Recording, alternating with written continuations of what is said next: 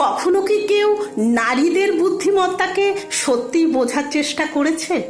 আমরা প্রায়ই বুদ্ধিমত্তাকে ডিগ্রি, চাকরি বা পদের মাধ্যমে মাপি, কিন্তু ভারতের প্রতিটি ঘরে সকাল থেকে রাত পর্যন্ত রান্নাঘর এমন একটি জীবন্ত গবেষণাগার যেখানে প্রতিদিন অসাধারণ বুদ্ধিমত্তার জন্ম নেয়, তাও কোনো ডিগ্রি ছাড়াই। রান্নাঘর শুধু রান্না করার জায়গা নয়, এটি একটি সম্পূর্ণ বিশ্ববিদ্যালয়।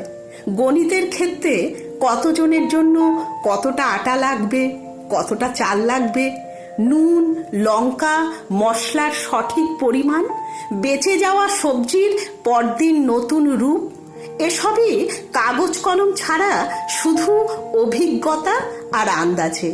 পদার্থবিদ্যার ক্ষেত্রে গ্যাসের আঁচ কমানো বাড়ানো, তেলের সঠিক তাপমাত্রা চেনা, প্রেসার কুকারের সিটির সময় বোঝা, এটি তাপমাত্রা, চাপ ও শক্তির নিখুঁত বিজ্ঞান।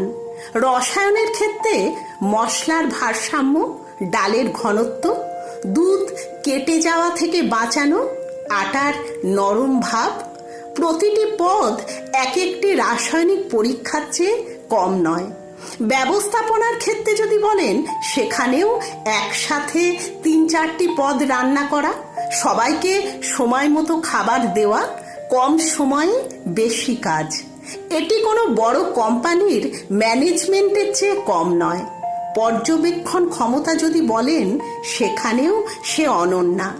ডাল সেদ্ধ হলো কিনা, তরকারিতে জল কম না বেশি, রুটি কখন উল্টাতে হবে, এটি সূক্ষ্ম পর্যবেক্ষণের সর্বোচ্চ শিল্প। আর মাল্টিটাস্কিং যদি বলেন, সেখানে চা হচ্ছে, কুকারে সিটি দিচ্ছে, বাচ্চার টিফিন চাই, ফোনও বাজছে, কিন্তু সব কাজ হচ্ছে সুশৃঙ্খলভাবে, কোনো ঘাবড়ানো ছাড়াই। অর্থনীতির ক্ষেত্রে যদি বলেন, সেখানেও সীমিত বাজেটে পুরো ঘরের খাবারের ব্যবস্থা করা, বেঁচে যাওয়া খাবারের সদ্ব্যবহার, ঋতু অনুযায়ী উপকরণের ব্যবহার, এটি ঘরের অর্থনৈতিক নীতি। আর মনোবিজ্ঞানের ক্ষেত্রে যদি বলেন, সেখানেও কে কি পছন্দ করে, আজ কার মন কেমন, কে অসুস্থ, কার হালকা খাবার দরকার। রান্নাঘর সামলানো নারী শুধু রান্না করেন না, তিনি পুরো পরিবারের আবেগও সামলান। রান্না করা শুধু দক্ষতা নয়, এটি প্রেম, দায়িত্ব ও ত্যাগের অপূর্ব সংমিশ্রণ। ডিগ্রি না থাকলেও, ইংরেজি না জানলেও, কোনো প্রথাগত প্রশিক্ষণ না থাকলেও, তবুও রান্নাঘর সামলানো নারী যে কোনো প্রশিক্ষিত ম্যানেজারের চেয়ে কম নন, অনেক সময় তার চেয়েও বেশি। দিনে 3 বার টাটকা, গরম, সুস্বাদু খাবার পাওয়া শুধু খাওয়া নয়, এটি ঘরে পাওয়া ভগবানের প্রসাদ।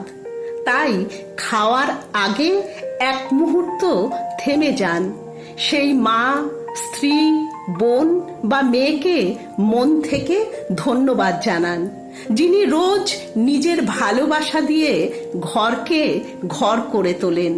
কারণ রান্নাঘরের এই বুদ্ধিমত্তা, সহনশীলতা ও প্রেমের শক্তি কোনো বই, ডিগ্রি বা পরীক্ষায় শেখানো যায় না, তা কেবল অভিজ্ঞতা, সমর্পণ ও স্নেহ থেকে জন্ম নেয়, আর প্রতিটি ঘরকে স্বর্গ বানিয়ে দেয়।